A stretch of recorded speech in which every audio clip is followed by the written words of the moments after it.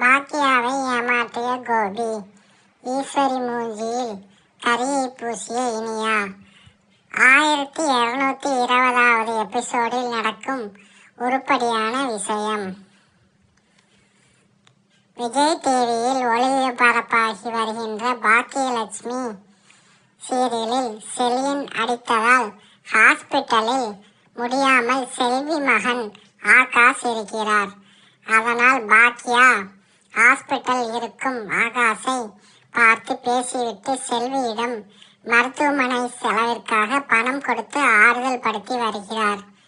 வீட்டிற்கு வந்ததும் ஈஸ்வரி பாக்கியாவிடம் சண்டை போடுகிறார். அத்துடன் செலியன் பண்ணியதுதான் சரி என்பதற்கு ஏற்ப எல்லோரிடமும் சொல்கிறார். இதனால் செலியன் மற்றும் எழிலுக்கு இடையே சண்டை ஆரம்பித்து விட்டது. அடிதடியில் இறங்கும் அளவிற்கு 2 பேரும் முட்ட ஆரம்பித்து விட்டார்கள். பிறகு பாக்கியா இருவரையும் சமாதானப்படுத்துகிறார். இதற்கெல்லாம் மறைமுகமாக கோபி தான் காரணம் என்று புரிந்து கொண்ட பாக்கியா கோபியிடம் இந்த வீட்டை விட்டு வெளியே போங்க என்று சொல்கிறார்.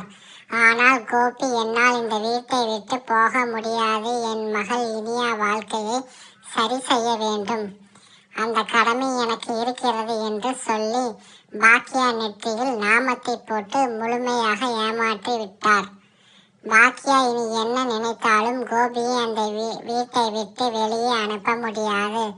அந்த அளவிற்கு தற்போது கோபிக்கு சப்போர்ட்டாக ஜெனி, செலியன் மற்றும் ஈஸ்வரி ஒன்று கூடி விட்டார்கள். அடுத்ததாக ஈஸ்வரி சும்மா இருக்காமல் இனியாவிற்கு கல்யாணம் பண்ணி வைக்கலாம் என்று முடிவு பண்ணி சொந்தக்காரங்களை வீட்டுக்கு வர வைக்கிறார். இதனை கேள்விப்பட்ட பாக்கியா, என் மகள் வாழ்க்கை விஷயத்தில் நீங்கள் தலையிட வேண்டாம், அதற்கு யாருக்கும் உரிமை இல்லை என்று கத்துகிறார்.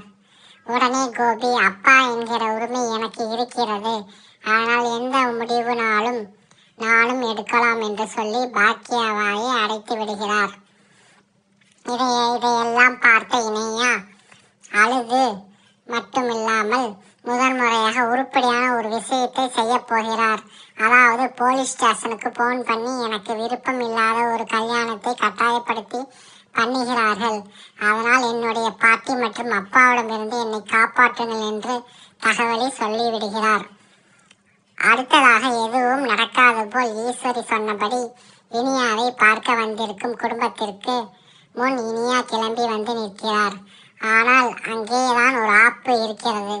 அதாவது ஈஸ்வரி முகத்தில் கரியை பூசும் விதமாக இனியா செய்த காரியம் ஈஸ்வரி மற்றும் கோபி எதுவும் தலையிடாதபடி போலீஸ் வந்து சம்பவம் செய்ய போகிறார்கள்.